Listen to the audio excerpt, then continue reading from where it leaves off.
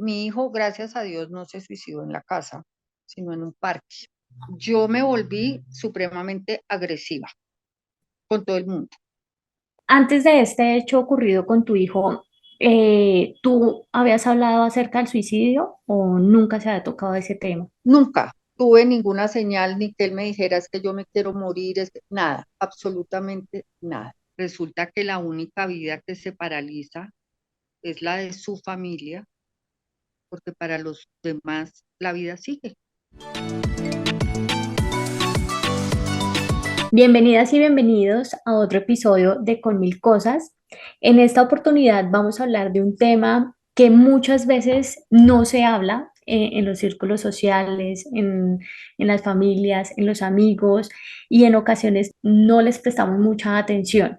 Y cada vez nos damos cuenta que es muy importante ponerle atención y tener las alarmas puestas sobre todo en el tema de salud mental. El tema que vamos a hablar es acerca del suicidio y para este tema me acompaña Lina Estrada. Lina, bienvenida. Hola Yadi, ¿cómo estás? Muchísimas gracias por aceptar mi invitación. Con mucho gusto. Para empezar, ¿por qué crees que se evita hablar acerca del tema?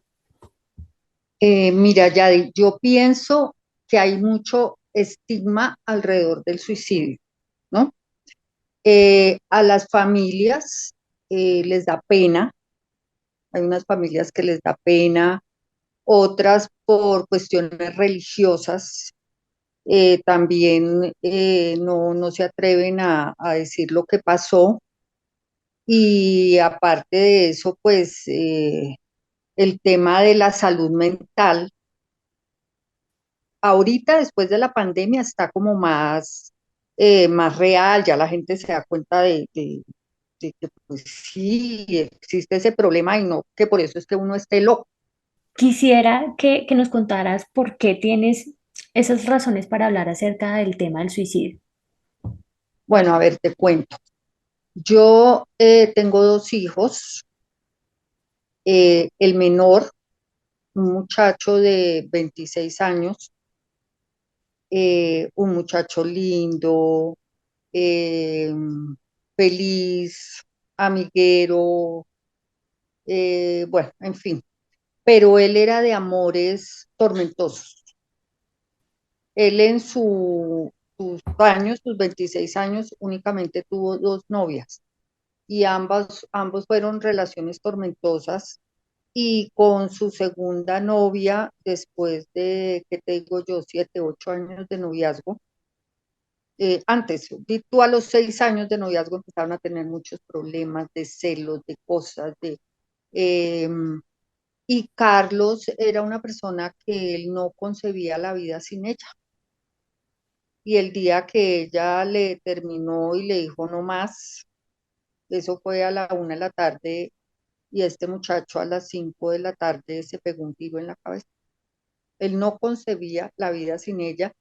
Yo nunca vi ninguna alarma que yo dijera, mi hijo puede hacer esto, jamás, nunca. Mira, yo me imaginé todo menos eso.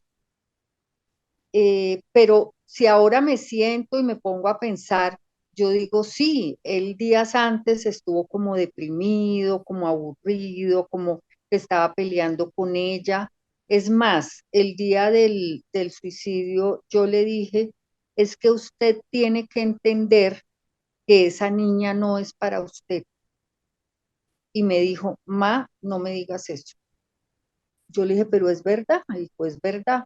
Me dijo, no me digas eso. Él no concebía la vida sin ella.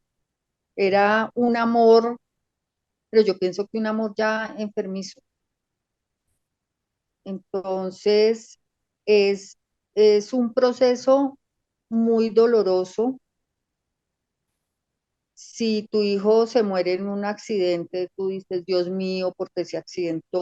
O si tiene una enfermedad, pero una persona que está bien, trabajando, que estaba en su trabajo, que llega a la casa, entra un momentico, no, es que me vine ya, pluna, a las 5 de la tarde se pegó el tiro en la cabeza. Entonces son cosas que uno dice, Dios mío, ¿por qué esto me pasa a mí? ¿No? A mí.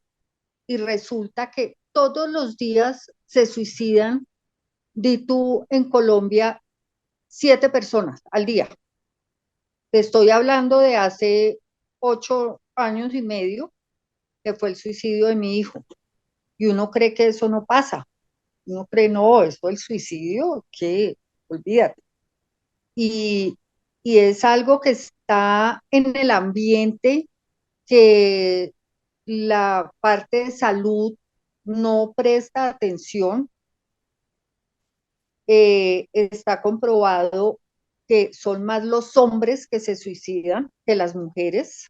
Y en el caso de mi hijo, como te digo, nunca tuve ninguna señal ni que él me dijera es que yo me quiero morir, nada, absolutamente nada. Porque sí conocí en la fundación muchas mamás que sus hijos e hijas también se habían suicidado, pero en ambos casos, bueno, tengo una amiga que el hijo se suicidó, un muchacho de colegio, nunca tampoco dio como alertas, ¿no? El niño perdió el año, era un niño súper eh, exitoso, muy buen estudiante, así por el estilo de mi hijo. Entonces yo creo que esas personas como mi hijo y como Miguel Ángel son personas que le tienen miedo, Norcho, no aceptan el fracaso, no aceptan que yo perdí el año, no acepta que la mujer que yo quiero, la linda, la churra, me va a dejar, no aceptan que me fue mal económicamente, y para ellos no hay revés. O asimismo hay personas que sí desde siempre muestran su debilidad y tratan de suicidarse una y dos y tres veces hasta que lo logran. Esa parte es yo pienso que es la mayor población que presenta suicidio, pero también hay suicidios, como te digo, como el de mi hijo, y como el de muchos muchachos más que nunca han mostrado nada. Es como un miedo al fracaso, al... Sí, ellos no aceptan que algo en la vida de ellos, son personas tan perfeccionistas que no aceptan una derrota, que no aceptan que algo les salga como ellos no quieran. Muchos casos lo asocian también con problemas familiares, con problemas sentimentales, con adicciones.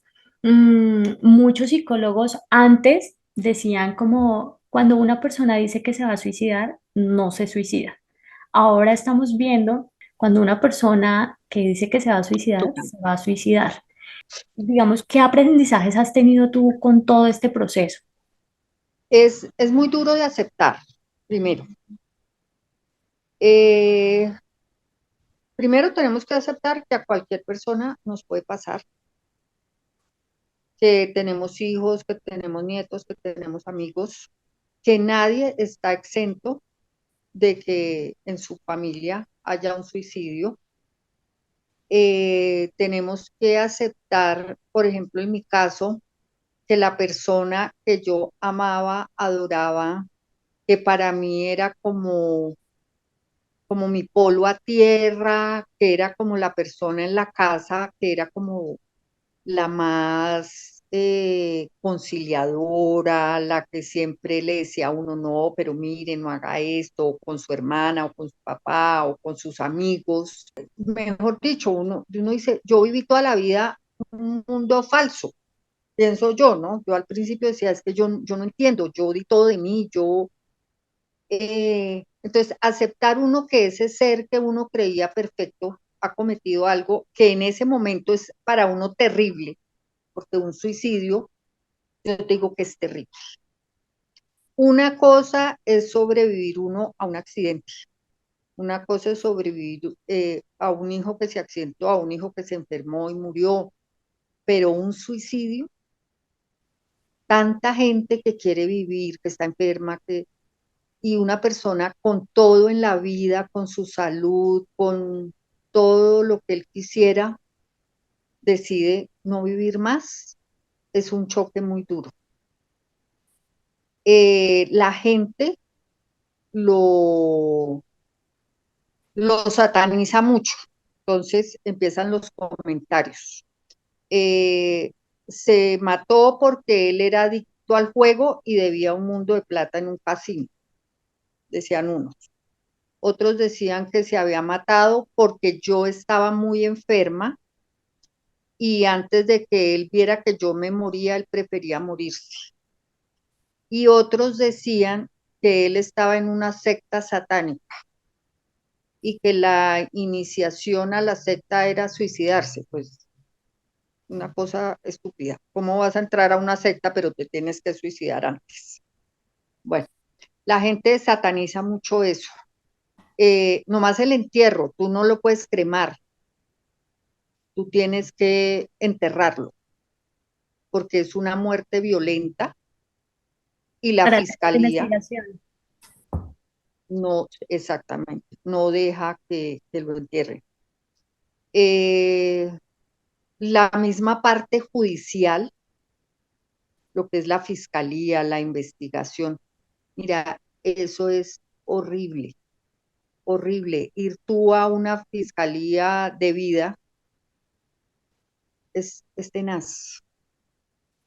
Y hay mucho, yo soy católica, hay muchos curas que no es que mi hijo se suicidó, entonces no, tiene que rezarle todo el día para que él pueda llegar a la luz y alcanzar la gloria y sacarlo del túnel, bueno, una cantidad de cosas, hasta que una vez conocí un padre, el padre se llama Humberto Zapata, y él iba a dar esa vez la misa de mi hijo, y él me llamó y me preguntó que qué le ha pasado a mi hijo y le conté, y él se quedó mirándome y me dijo, mire, lo único que yo le digo a usted es que si su hijo se murió ese día, era porque se tenía que morir. No es porque sí, no. Dijo, en el mundo no se mueve una hoja sin que Dios lo permita.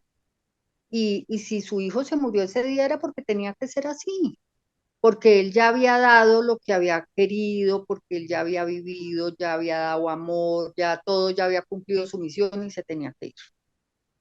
Para mí eso, ese padre fue de mucha ayuda, porque al principio, pues no era que yo creyera que mi hijo estaba en el infierno, pero pues sí, por allá en el fondo algo le revuelve a uno, porque uno dice, fue pucha, uno toda la vida le han enseñado que si uno se quita la vida, eso no está bien. Entonces, son muchas cosas duras, muchas cosas que tiene uno que afrontar, que uno tiene idea que existen, eh, investigaciones, prejuicios, chismes de la gente. No, el tema del suicidio, la verdad, es bien complicado. Es muy difícil también lidiar con ese run run, ese chisme que tú dices de la gente que habla sin saber, o sea, que va soltando sus comentarios sin pensar en la otra persona. Exactamente, exactamente. Eso es una parte terrible.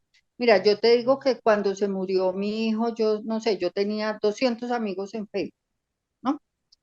Y al otro día tenía 500 porque todo el mundo es como esa cosa de ver qué es lo que pasa y qué es lo que, ¿no? Entonces la gente en ese sentido es mala, la verdad. Hace unos comentarios, dicen unas cosas que yo pienso que si ellos supieran el daño que le hacen a uno, no, no lo harían, porque de verdad es algo que es bien duro. ¿Se puede prevenir el suicidio? Yo digo que, no, pues no sé, yo pienso que cuando una persona está decidida, como te digo, cuando tenemos parte mental metida, es muy complicado. Es muy complicado porque yo he conocido muchachas y muchachos, o pues no, a sus mamás, que les han hecho tratamientos, que los han metido en sitios, que medicamentos, y no, nada, absolutamente nada los hace echarse para atrás en su decisión. Ellos pueden, sí, hay una niña que la internaron en una clínica acá en Bogotá, en la Montserrat, la niña venía mal, entonces la internaron, salió, volvieron y la internaron después. Bueno, allá estuvo como 3 meses con su tratamiento divinamente. Ella salió, se fue a pasar vacaciones de Semana Santa con su familia y el día que llegó se botó por la ventana del cuarto. Entonces, y con todos los medicamentos, con todas las atenciones, con internados, con psicólogos, psiquiatras, es muy complicado. Esa parte me parece complicada. Eh, yo pienso que es, sí, uno puede ayudar, puede, por ejemplo, de pronto si lo de mi hijo no hubiera sido como en tan poco tiempo, porque te digo que fueron horas, que no fue un día ni dos, no, fueron horas, fueron 4 horas. De pronto él hubiera podido como reaccionar, pienso yo, pienso. Pero la verdad yo pienso que cuando una persona toma esa decisión, es muy complicado, es a veces una palabra, una llamada a tiempo, pues que lo pueda a uno como sacar del foco de que me voy a matar. Con las personas que lo, pienso yo, con las personas que lo hacen así como por una rabia, por un desamor, por un momento de ira.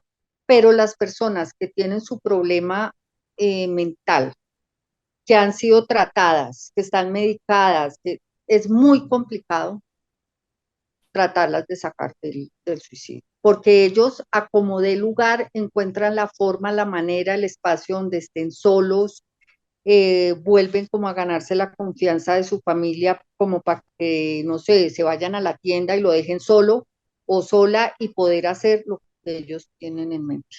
Esa parte, yo creo que no. Cuando una persona está así enferma, es muy complicado, la verdad. Con relación a lo que estabas diciendo, que las personas en ocasiones somos muy crueles y no entendemos la posición de la otra persona, eh, ¿cómo debemos aprender o cómo entender un poco a esas personas o a las personas?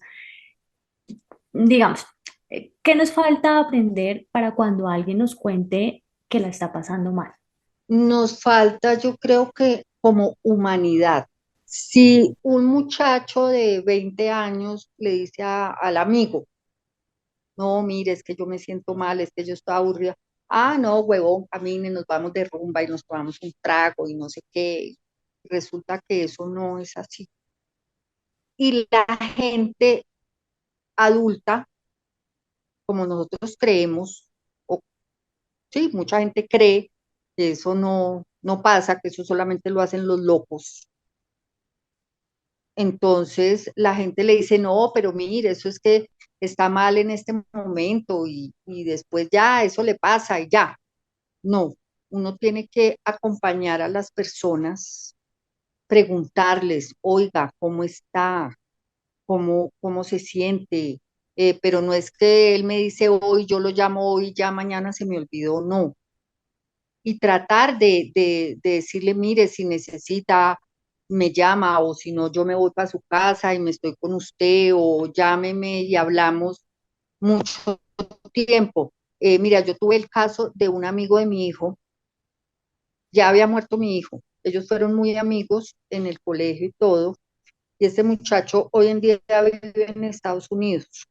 Y un día le escribió a mi hija diciéndole, deme el teléfono de su mamá, y me llamó.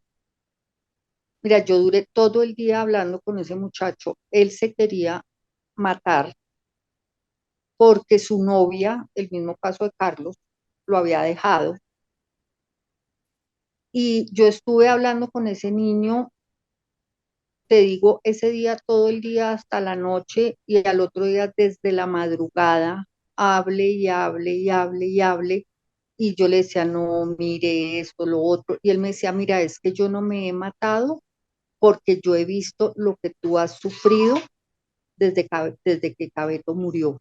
Dijo, por eso no lo he hecho. y estuve 2 días hablando con ese muchacho, hablándole, diciéndole, mira, tú no puedes hacer eso, mira lo que yo he sufrido, mira mi familia. Eh, es que es una muerte, es una cosa que arrasa con todo. Y cuando es una muerte así, es peor. Si por lo general el 80, pon tú, el 50% de los matrimonios, cuando un hijo muere, el matrimonio se acaba, porque empiezan a aflorar cantidad de problemas y entonces cosas, y es que usted dijo, y es que usted no ayudó, y es que usted, la mayoría de los matrimonios se acaban y las familias sufren cantidades, mucho. El duelo es muy duro. Nadie sabe, a uno la gente le dice fuerza. Yo decía, ¿fuerza de qué? Yo, ¿qué fuerza? Ay, no, pero ya no llore más, mire, ya lleva un año llorando, o 8 días, o un mes, o no, no tiene que llorar hasta que saque todo. Uno cambia demasiado, la familia, su entorno, sus prioridades. Mucho, a ti haz de cuenta que te cogen y te meten en una licuadora y te baten y después te botan. Y mire a ver cómo se vuelve a componer. Eso es el duelo de un suicidio, así, tal cual. En ese duelo se puede llegar a tener episodios de culpa. Claro, claro que sí. Yo pienso que todos en algún momento tenemos sentimientos de culpa. A ver, mi historia, yo siempre fui mamá presente, entonces yo estuve todo el tiempo con mis hijos. Ellos llegaban de su colegio, yo estaba de la universidad, bueno, todo el tiempo con ellos. Eh, Fui una mamá como muy alcahueta, sobre todo con Cabeto, demasiado. Yo pienso que uno de mis errores fue haberle dado tanto. De pronto debía haber sido más dura. Eso es lo que yo pienso. Ese fue mi error. Para mí, mi error fue haberle dado demasiado, haberle facilitado todo en la vida. Y por eso él no, no podía fracasar, porque él nunca fracasó en nada, porque la vida de él era perfecta, porque yo hice que fuera perfecta. Entonces, para mí ese fue el error.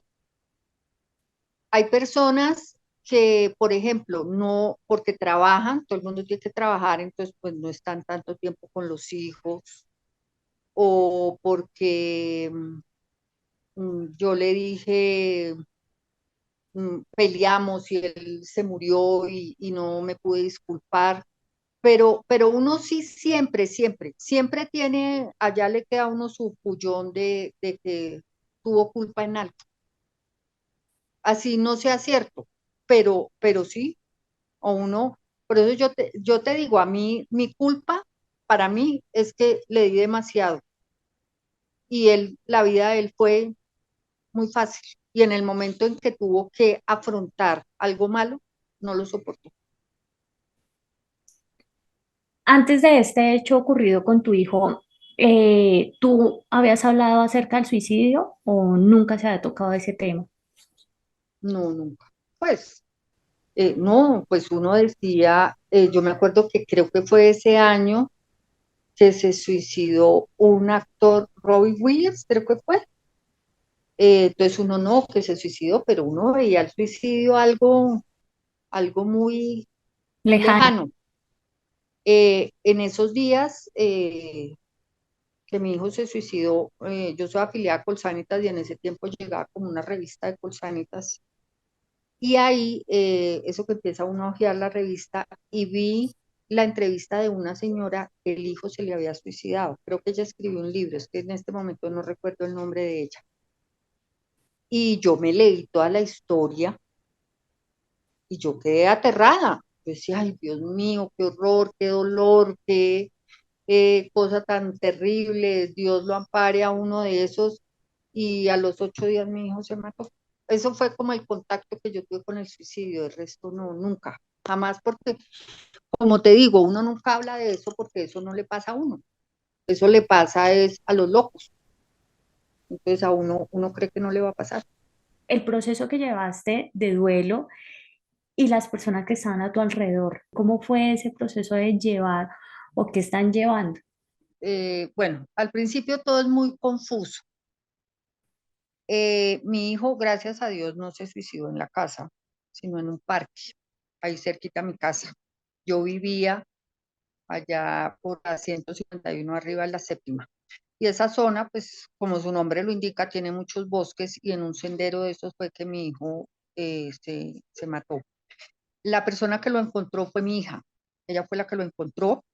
Ella fue la que, bueno, pidió ayuda, llegó la policía, ambulancia, contactaron a mi esposo, todo.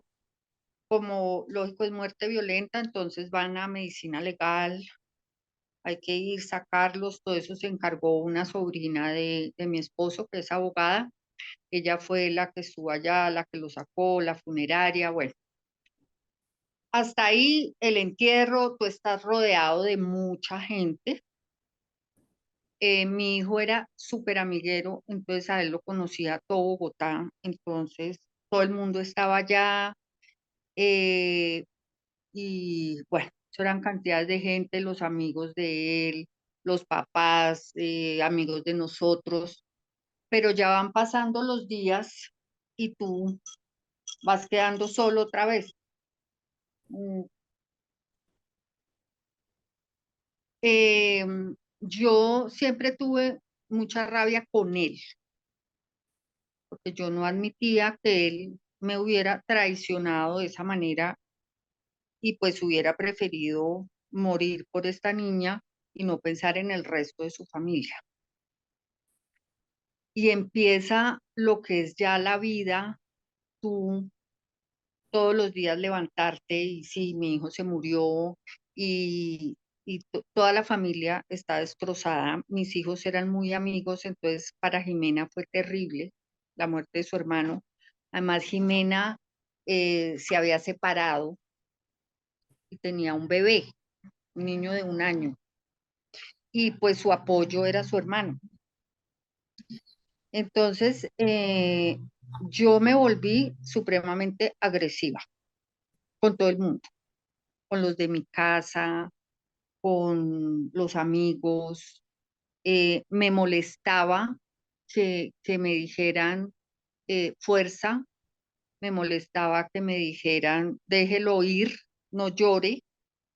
Tiene que darle gracias a Dios que le dio, ahora tiene un ángel en el cielo, ¿no? Todo eso me molestaba muchísimo. Yo me volví muy, muy agresiva en esa parte del inicio. Y lógico, empiezan los problemas en la familia, ¿no?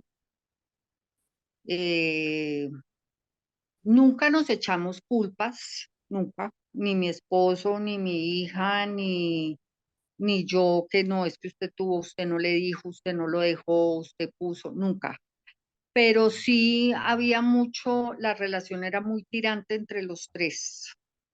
Mi hija vivía con nosotros y con el niño. Eh, yo, uno se empieza a alejar de los amigos y de la misma familia, porque cuando tú no has tenido un duelo tan duro, uno siempre va a un entierro y uno dice, ay, no, lo siento mucho, tienes que tener mucha fuerza, mucha fortaleza. Yo pienso que a uno en esos momentos lo mejor es que lo abracen y no le digan nada, porque nada, todo lo que tú le digas a esa persona, a la persona no le va a sonar bien. Nadie quiere tener un ángel, yo quiero es tener a mi hijo acá al lado mío.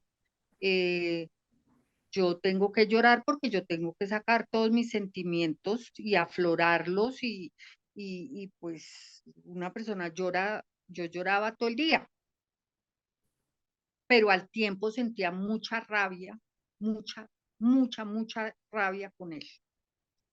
Mi esposo, pues por su trabajo, él iba, venía, entonces para él como que el duelo al principio no fue como, antes a veces era como mi crítico, pero es que usted cada vez está peor, pero pues es que yo sí estaba en la casa todo el tiempo, entonces era más duro. Y Jimena se dedicó mucho, empezó como a salir mucho, a mucha fiesta, ese fue como el escape de ella. Entonces ahí ya empezaron a venir los problemas entre nosotros. Eh, Antes de cumplir un mes de muerto Cabeto, yo empecé a ir a la fundación y cuando uno llega allá, uno entiende que uno no es el único desgraciado en el mundo que se le ha muerto un hijo, sino que hay 50 personas que también se les han muerto los hijos de una u otra manera, pero uno no es el único que tiene ese dolor. Entonces, a mí me sirvió mucho la fundación. ¿Por qué? Porque uno comparte su dolor con gente que sí lo entiende, que sí siente lo mismo que tú sientes, que uno está sintiendo el mismo dolor, la misma rabia, todos los sentimientos, porque uno durante ese periodo del duelo uno se llena de una cantidad de sentimientos que uno dice, Dios mío, ¿esto qué es? Pero resulta que todos esos sentimientos de odio, de ira, de querer acabar con el mundo, de quererse morir, porque uno también se quiere morir, todos esos sentimientos son normales. No solamente los siento yo, sino que los siente todas las personas que nos ha pasado lo mismo. Yo, la, la vida que tenía antes de hoy en día es totalmente diferente. Mis amigos ya no son mis amigos de antes. Mis amigos, mis amigas, tengo dos amigas que son gente igual que yo, que se le han muerto los hijos, que sentimos lo mismo, que hemos llorado, hemos compartido muchísimo, pero no es que nosotras todavía sigamos llorando, no, pero es con las personas que yo me siento bien. Y mucha gente, sí, tuve varios amigos que sí me dieron mucho su apoyo. eh, y pues uno se refugia en eso. A mí nunca me gustó que me tuvieran lástima, eso me ofendía. Ay, qué pobrecita que se le murió el hijo. No, jamás. A mí me decían, ¿cómo está? Muy bien, muchas gracias. Porque yo no iba mejor dicho, para mí no era sano ver que, no, mire, ya va la que se le murió el hijo. Entonces, no, yo me volví como muy dura con la gente. Y sí, con los mismos de mi casa. Eh, el vivir tú en el mismo entorno donde estabas con esa persona, para mí fue terrible. Yo a los 8 días de muerto Carlos desbaraté el cuarto de él. Yo no resistía a ver el cuarto. No, me dolía, no, no podía. Fuera de eso, pues él murió a fin de año, entonces, pues la Navidad, el Año Nuevo, él cumplía a fin de año, el 27 de diciembre, entonces fue todo como una cantidad de sentimientos ahí, todos juntos. Bueno, pasamos ese año y yo seguí trabajando mucho en el duelo, muchísimo. Hay cosas que uno debe ir como superando. Por ejemplo, ver fotos. Uno tiene que ver las fotos. Algún día las tienes que ver porque tú tienes que aprender a ver las fotos y a no llorar. Tú tienes que aprender a oír la música que él oía o que a él le gustaba y no llorar. Pero todo eso lleva un proceso muy largo. Tú tienes que aprender a hablar de la persona y de lo que le pasó a la persona sin llorar, sin sentir ese dolor que es, haz de cuenta, como si tú tuvieras un carbón prendido en el pecho. Yo al principio, no, mejor dicho, yo nunca fui ni donde psicóloga ni psiquiatra porque, no, a mí la fundación me llenaba mucho. Después hice una terapia con una doctora, ella es colombiana, pero ella vive en España. Ella se llama Marta Escamilla. Pero es una terapia totalmente diferente, es como una terapia de choque, más o menos, lo podríamos decir. Yo estuve 3 días en terapia y para mí fue de una ayuda muy grande, porque ella también lo hace a uno como ver el momento, como llorarlo, como superarlo, porque yo pienso que un duelo, si tú no lo lloras y lo vives y lo vives y lo vives, nunca lo puedes superar. Entonces, hay personas que se quedan en el dolor. Yo pienso que eh, la tragedia que tú tienes y el dolor están ahí, pero tú decides si tú quieres que tu vida cambie o no. Entonces tú dices, bueno, pasó un año, no, ya el año entrante ya voy a estar más calmada. Mentiras. Cada año es más duro. ¿Por qué? Porque ya tú no tienes de qué pegarte. Pasó la Navidad, entonces el año pasado en Navidad hicimos tal cosa, o el cumpleaños, o el Día de la Madre, pero ya el otro año ya no hay Navidad, ya no hay cumpleaños, ya no hay Día de la Madre, ya no hay nada. Entonces, cada vez el dolor es más duro. Yo pienso que yo empecé a superar el duelo de tú como casi a los 4 años. Ya bien, como me siento ahora, porque uno sí puede volver a ser feliz y uno puede volver a bailar y a cantar y a reírse sin sentir que te estás riendo y que tú no te puedes reír porque tu hijo se murió y tú tienes que estar triste, porque uno al principio se siente mal de sentirse bien, de que pasé una hora hablando con mis amigas y riéndome y no me acordé de mi dolor. Entonces tú dices, uy, no, es que yo ya no lo quiero. No, es un tramo largo, largo, largo, pero si uno lo trabaja, porque hay que trabajarlo, un duelo no es que se murió y yo me quedé acá encerrada y que el tiempo pasa, no, uno tiene que trabajar mucho y abrir muchas heridas para que esas heridas se cierren solitas otra vez, porque si tú las dejas así como abierticas, cada vez se van a ir abriendo más. Entonces es un trabajo duro. Yo en la fundación ayudé mucho. Háblanos un poco más acerca de la fundación, cómo se llama, de qué se trata, cómo llegaste a la fundación. Bueno, a ver, te cuento. La fundación se llama Lazos. Esa fundación, todas las personas que asistimos allá somos padres que han muerto hijos. No puede ir ni la hermana ni el tío, no, solamente padres y madres que hayan perdido sus hijos. Nosotros nos reuníamos todos los martes.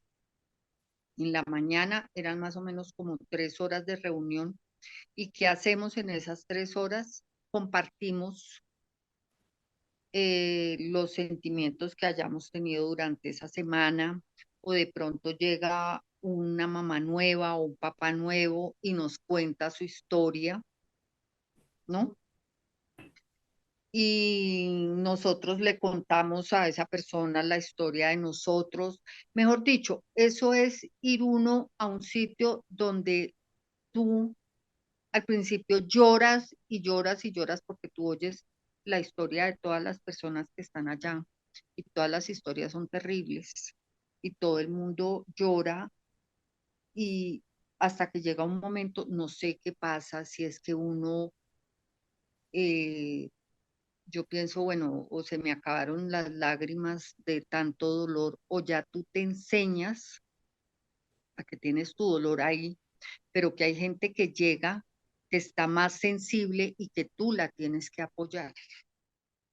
En mi caso, yo llegué allá porque un amigo de Carlos había muerto hacía como 9 años y la mamá del muchacho me mandó razón, pues que si quería ir a esa fundación que ellos habían asistido y que a ellos le había servido mucho. Entonces yo llamé, me dieron el teléfono, llamé y pues llegué allá. Y lo que yo te decía, tú llegas allá y te das cuenta de que tú no eres la única persona que has perdido un hijo. Hay personas inclusive que se le han muerto dos, tres hijos. Entonces uno empieza a ver, pues sí, que es una tragedia muy grande, pero tú ves gente que ya se ha superado y tú dices, hombre, yo me puedo superar, yo puedo salir adelante, yo también voy a poder.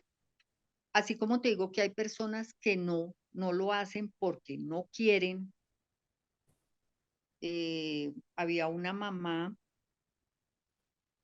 que a ella se le murieron dos hijos y una vez se cayó y se partió el brazo, entonces le dieron una pasta como un relajante muscular. Se lo tomó 2 días, pero en esos 2 días se dio cuenta de que ya no lloraba porque sus hijos se habían muerto, entonces no se lo volvió a tomar. Entonces, eso es, yo pienso, es uno querer seguir. Por eso te digo, la felicidad, si uno la quiere, la puede volver a conseguir. No igual, porque uno cambia los objetivos de uno, la manera de ver la vida, eh, de ver su entorno, de sentirse en su hogar, de ver lo valiosa que en verdad es la familia, que son los que te apoyan de verdad. Y eso le cambia a uno totalmente ese chip. Ya uno no ve la vida de la misma manera, pero uno sí puede volver a hacer su vida, a ser feliz, a vivir normal, como una persona totalmente normal, porque nos ven como anormales. Además, parece que uno tuviera como una enfermedad. Entonces uno se encuentra con la amiga y dice, ay, no, Dios, ojalá a mí nunca me vaya a pasar eso.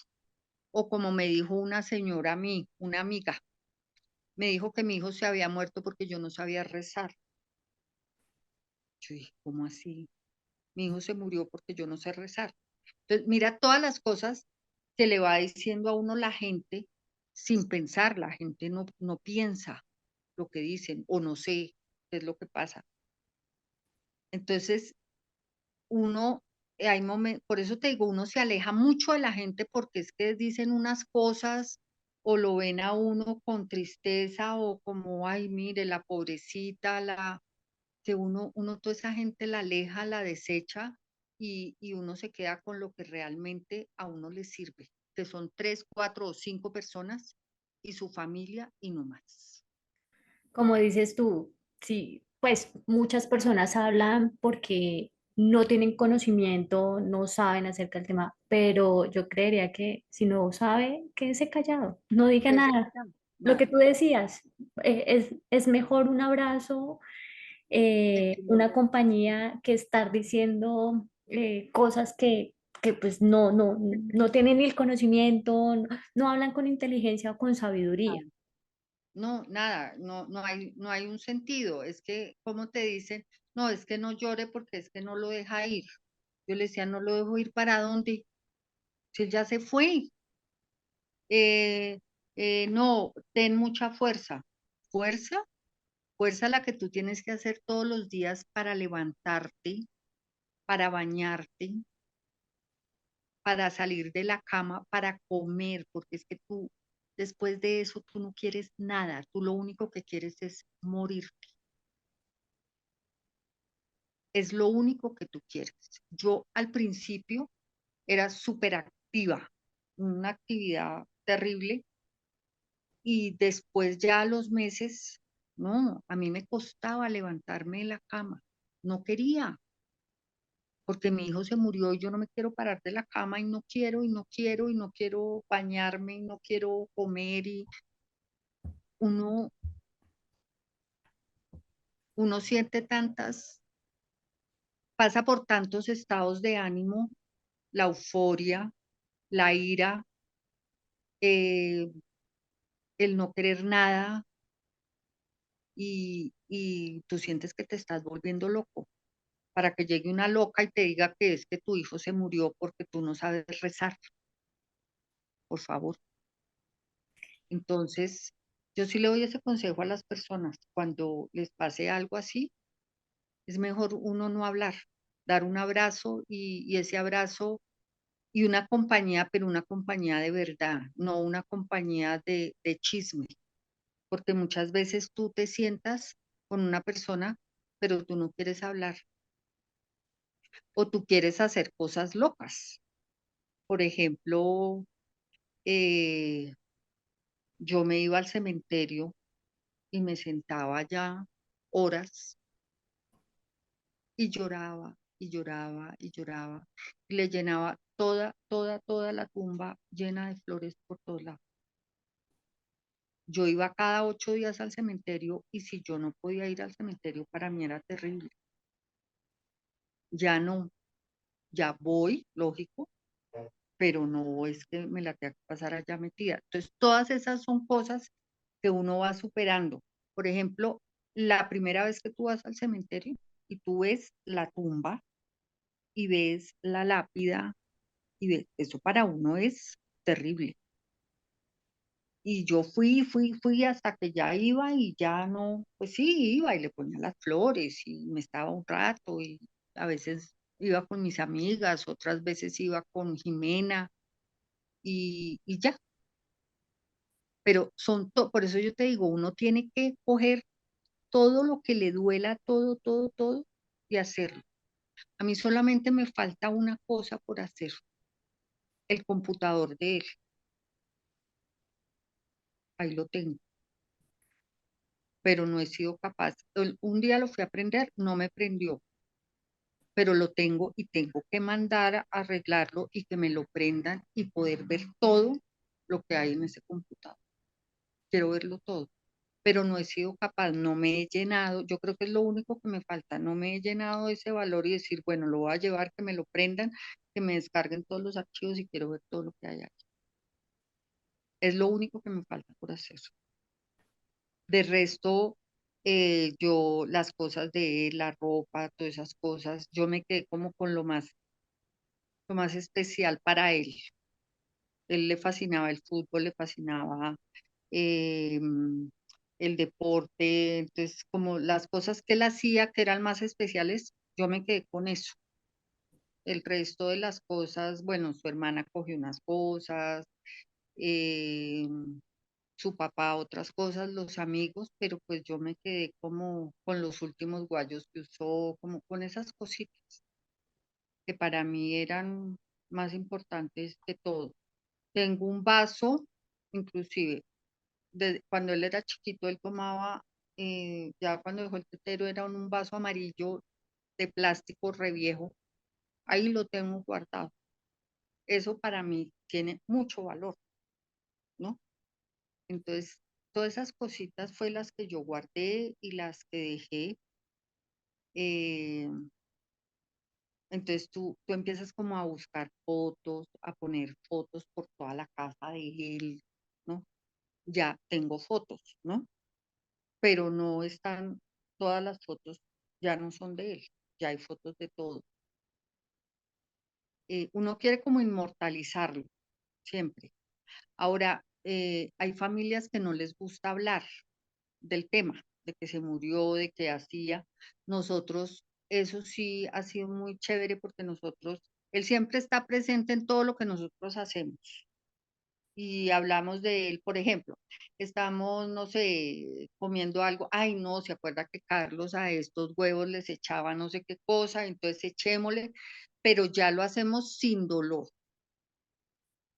Y nos acordamos mucho de todas las cosas que él hacía y nos reímos mucho, ya nos reímos Él era muy serio, pero él era como a la vez mordaz en sus comentarios, entonces siempre nos acordamos y nos reímos mucho de todas las cosas que hacía, que hablaba, que ya ahora ya es diferente, es, pero como te digo, yo ya voy a cumplir 9 años de duelo. Este año cumplimos 9 años y no hay un día en que la persona tú no la tengas acá. Siempre, él siempre está en la cabeza y en el corazón de todos nosotros. Y tú piensas, yo digo, pues madre, han pasado 9 años, pero para mí es como si hubiera sido ayer. Y mira, yo me acuerdo de ese día desde el momento en que me levanté hasta que me dormí. Pero si tú me preguntas qué hice hace 8 días, no me acuerdo. Yo me acuerdo qué desayuné, qué almorcé, cómo se vistió Carlos, cómo estaba vestido, todo, todo, me acuerdo todo exactamente de ese día. Entonces, el tiempo pasa, pero el amor crece, porque pues tú tienes que aprender a amar a una persona que no ves, que la tienes que seguir amando y que siempre va a ser parte de tu vida y de tu entorno y de tu familia. Em, las cosas, yo tenía una perrita, una Golden, y cuando la Golden murió me dio muy duro porque ella sí conoció a Carlos y ella vivió con Carlos, entonces para mí era terrible. Y tengo un gatico que también era de los amores de Carlos y para mí ese gato es súper especial, súper lindo, a pesar de que tengo mi otra gatica, mi perrita divina, pero para mí él es súper especial porque él estuvo con Carlos. Entonces son cosas, son bobadas, pero para uno son fundamentales porque fue con él, estuvo ahí, lo conoció y, y para mí eso es lo máximo. Por otro lado, por ejemplo, la parte de los amigos. Yo me alejé mucho porque yo pienso que a mí me hacía daño y todavía hay cosas que me dan rabia cuando veo que no, que se casaron, que tienen hijos, que yo digo, pucha, ellos sí se casaron, tienen hijos y el mío está muerto.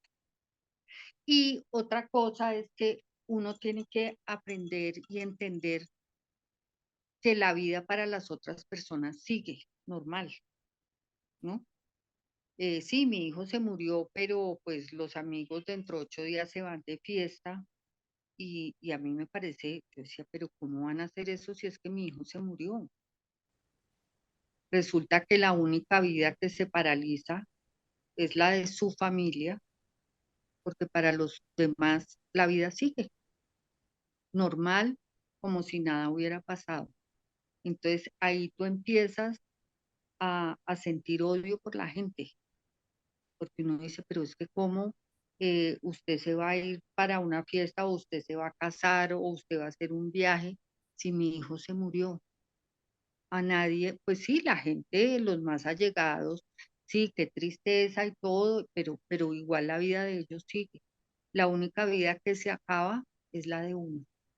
Y tú tienes que sentarte y repotenciarte y de la nada volver y salir, porque esa es la vida. Nadie se va a sentar a llorar contigo, nadie te va a acompañar por más de un mes, nada. Nada. La vida sigue y tú tienes que pararte y tienes que seguir, porque si no te vas a morir. Y, y pues yo siempre digo, fue la decisión de él, creo que nunca la voy a entender, la respeto,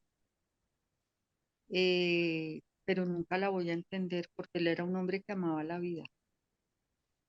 Es que es complejo, yo hay veces que todavía no entiendo, yo digo, no, ¿por qué?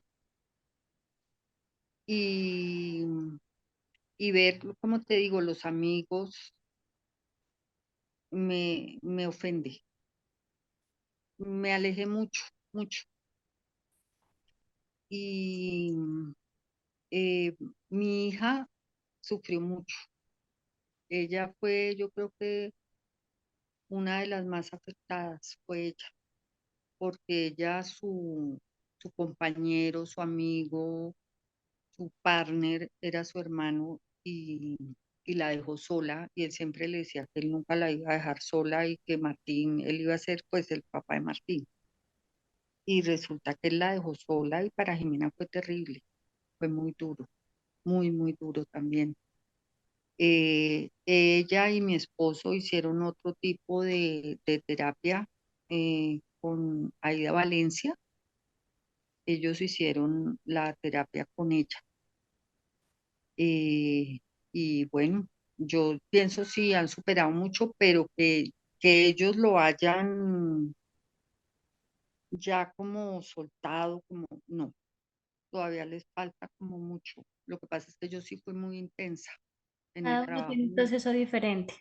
Sí, sí, lógico, y yo fui demasiado intensa, demasiado, con mi proceso de duelo. ¿Cuál sería tu mensaje para las personas que nos están viendo y nos están escuchando sobre el tema del suicidio? Bueno, mi mensaje es que las personas que vemos mal tenemos que llenarlas de amor, que no debemos forzar a las personas a que no, usted se está sintiendo mal, entonces camine y nos vamos de fiesta, no, porque tú sabes que el trago, que el trasnocho, todo eso es algo que es depresivo, entonces induce más al suicidio.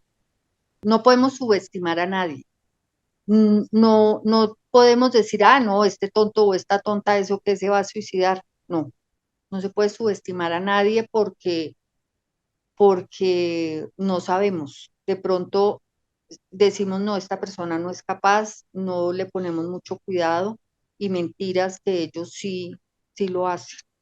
Hay que dar mucho amor, mucha comprensión, y las personas que notemos que en realidad tienen un problema mental, pues hay que brindarles toda la ayuda que podamos, llevarlos, buscar redes de ayuda. Ahora hay muchas redes que ayudan a las personas así. Entonces, pienso que es eso, hay que ayudar mucho, mucho.